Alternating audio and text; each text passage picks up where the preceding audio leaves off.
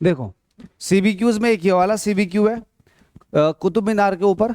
इसके अंदर 5 क्वेश्चन है। अगर आपने ध्यान से इसको पढ़ लिया तो बोर्ड एग्जाम में आप इसकी फाड़ दोगे कर्री के तरीके से। कुछ नहीं रखा क्वेश्चन के अंदर, ध्यान से पढ़ना है और इसके आंसर लगा देने। इस क्वेश्चन को समझ लोगे मेरी वीडियो के थ्रू तो आपको एक आइडिया मिल जाएगा, आपको एक अप्रोच मिल जाएगी और आपको तरीका मिल जाएगा किस तरह से क्वेश्चन को सॉल्व करके आगे को बढ़ना तेजी से। देखो, ये सब कुतुब मीनार के बारे में पूरा का पूरा स्टेटमेंट है। कुतुब मीनार कहाँ से बनवाया, किसने बनवाया और क्या है कुतुब मीनार, ये हमारे मतलब का नहीं है। मैथमेटिक्स में जो क्वेश्चन हमारा स्टार्ट होता है एक्चुअल में वो यहाँ से स्टार्ट होता है। Let us take the height. जहां पर आपको डेटा दे रखा होगा ना, आप क्वेश्चन को वहां से पिक करना, आपको पूरा पढ़ने की जरूरत नहीं है, टाइम वेस्ट है आपका पूरा अपना। हालांकि मैं बता सकता हूँ क्या लिखा हुआ कि कुतुब मीनार जो है ये आर्किटेक्चुअल स्ट्रक्चर बड़ा स्पेशल है।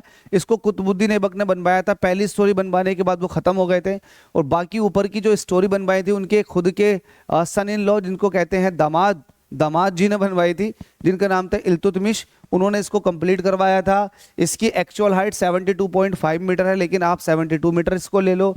और ये दिल्ली के अंदर है और ये स्लेब डायनेस्टी ने बनवाया था। ये सब बात है फालतू की है, तो इसको मैं हटा देता हूं। काम का जो हिस्सा है हमारा वो यहां से है। Let us take the height of P Q. आपने इसको क्यू मान लिया, नीचे वाले पॉइंट को क्यू मान लिया कुतुब मीनार को, और हाईएस्ट पॉइंट को आपने पी मान लिया। और आपने एक रैंडम पॉइंट कहीं भी खड़े हो गए कुतुब मीनार को देखने के लिए, वाह बहुत अच्छा है, तो वो रैंडम पॉइंट आपने आर मान लिया। ठीक है, तो एक पॉइंट आपके पास आर है, एक पॉइंट आपके पास क्यू है और एक पॉइंट आपके पास पी है। तो let us take the data. आपसे कह रखा है कि पी क्यू जो हाइट है इसको आप 72 मीटर कर ले लो। तो ये आपके पास 72 मीटर है, ये वाली हाइट।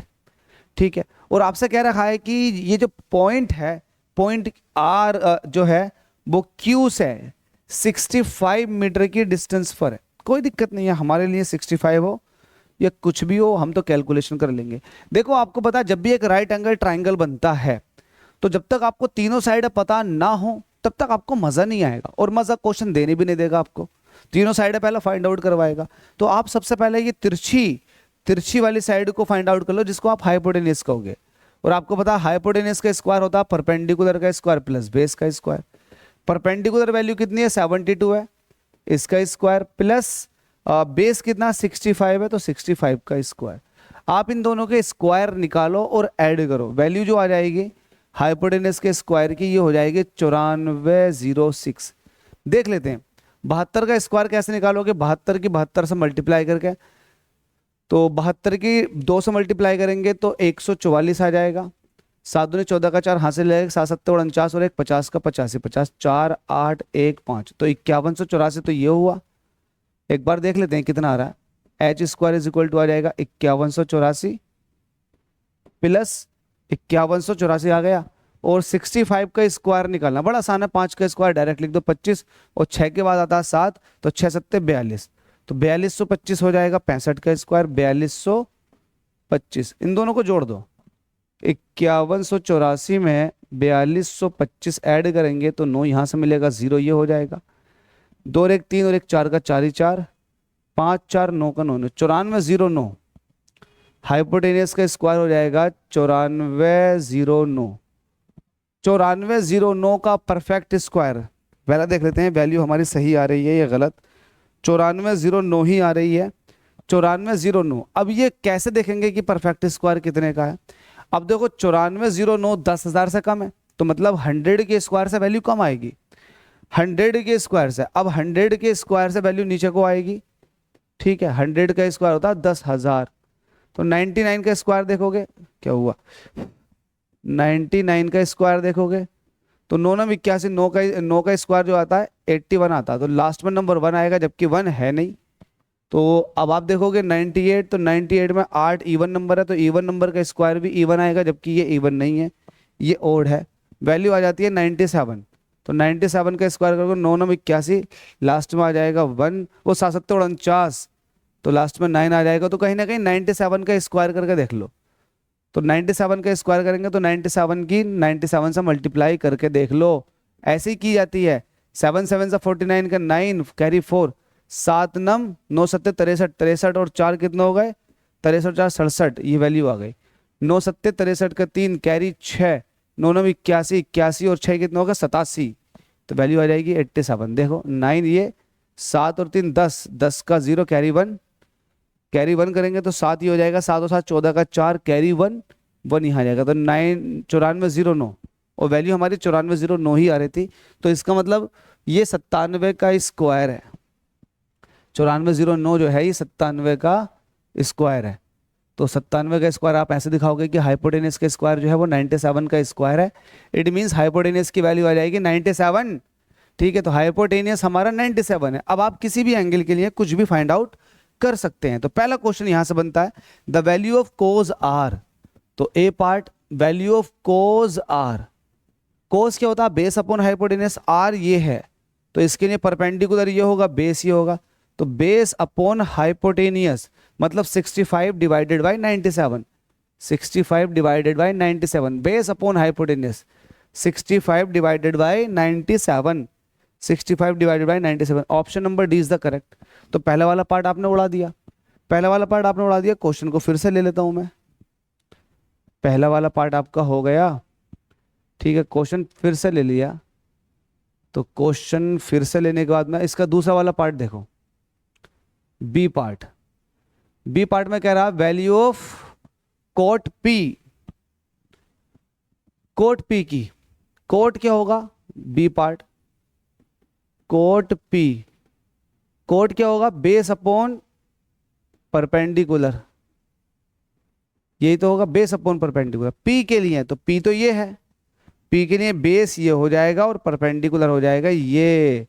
ठीक है, तो बेस आपका ये हुआ, क्योंकि आपको पता है जिस एंगल की आप बात करते हो उसके सामने वाला होता है परपेंडिकुलर, तो फिर बेस ये होगा और बेस की वैल्यू कितनी है, 72 है ये।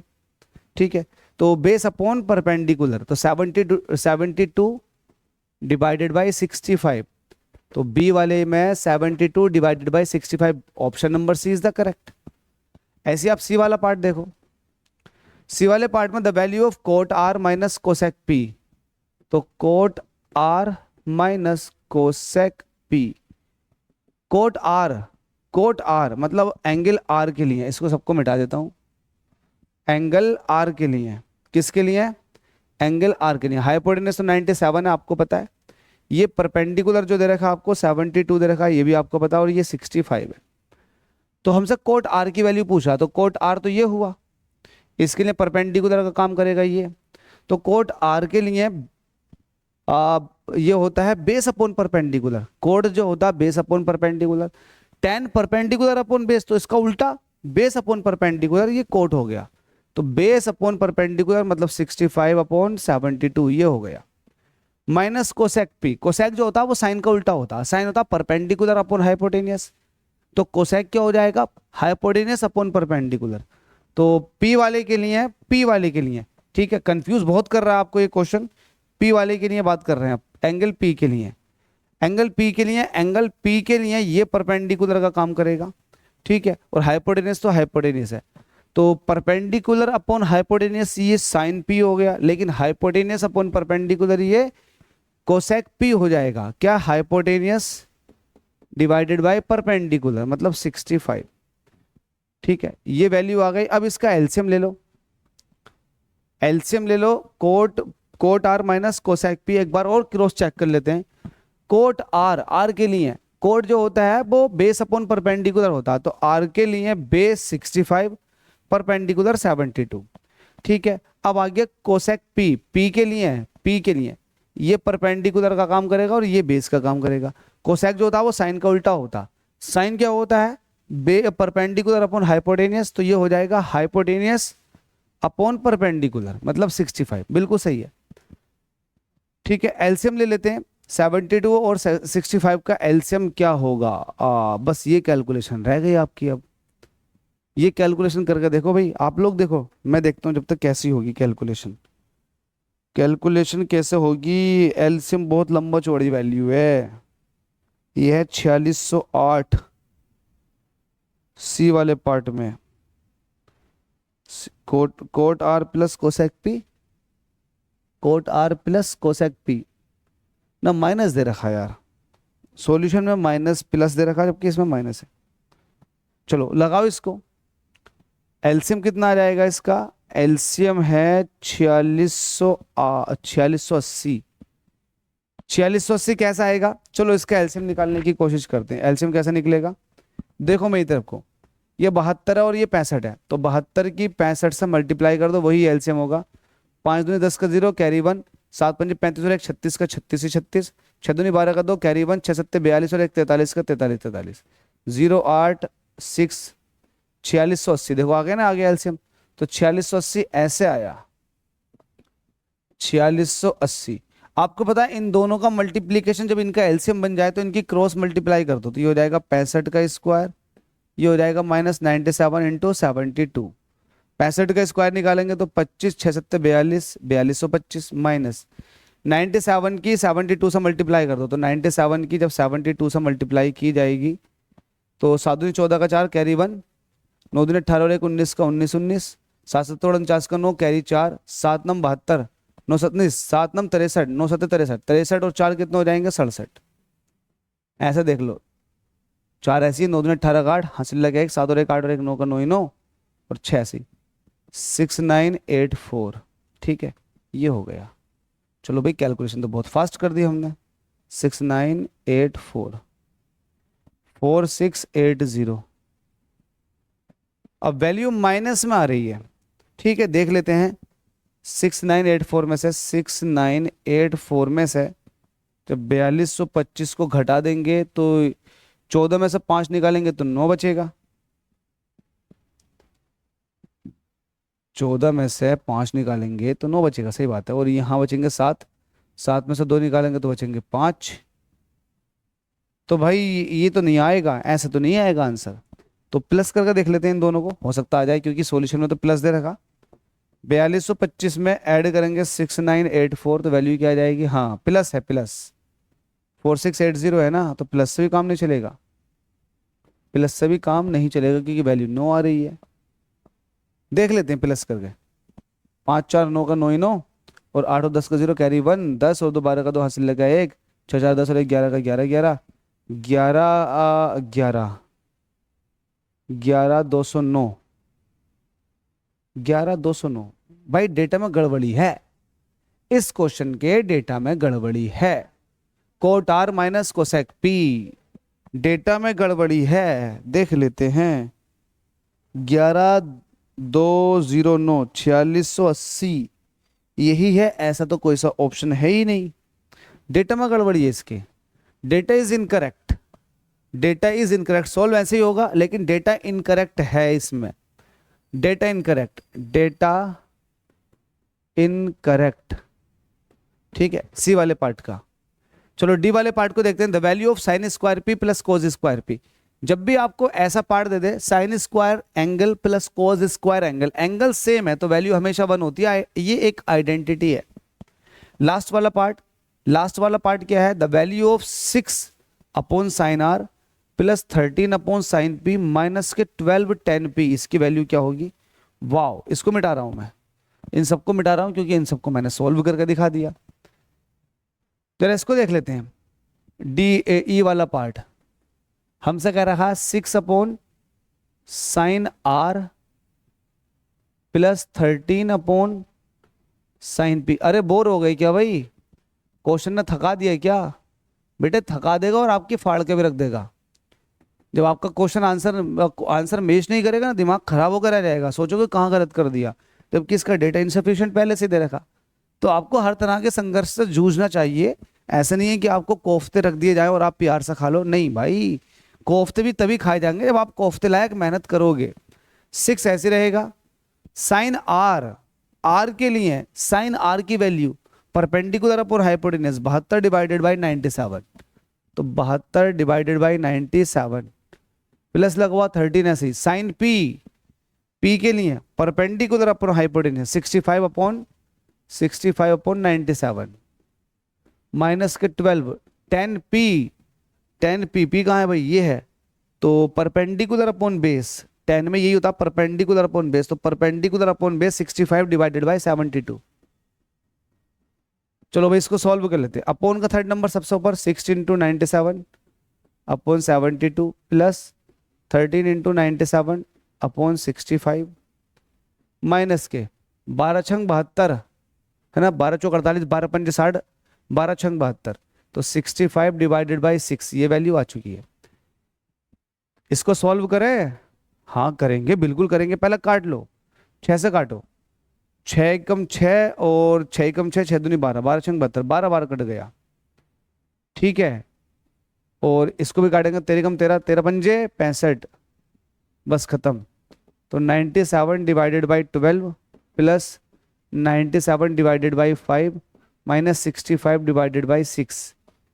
एलसीएम ले लो, 12 पंजे 60, 60 एलसीएम आ जाएगा। तो 12 पंजे 60, 5 की मल्टीप्लाई 97 से प्लस 5 की 12 बार जाओ मल्टीप्लाई करोगे तो 60 आएगा। तो 12 इंटू 97, क्योंकि 5 की टेबल में 12 बार मल्टीप्लाई करने पर 60 आएगा, तो जितनी बार मल्टीप्लाई करने पर 60 आएगा उतने से ऊपर मल्टीप्लाई। तो 12 की मल्टीप्लाई 97 से माइनस 10 की टेबल में 10 बार और 6 की टेबल में 10 बार, 6 धाई 6 टेंजा, उस टेंजा की मल्टीप्लाई 65 से, तो 65 इंटू 10। ये एलसीएम लेने का मेथड है, आपको लोगों को आता होगा, मुझे इतना इसमें डिटेल समझाने की जरूरत नहीं है।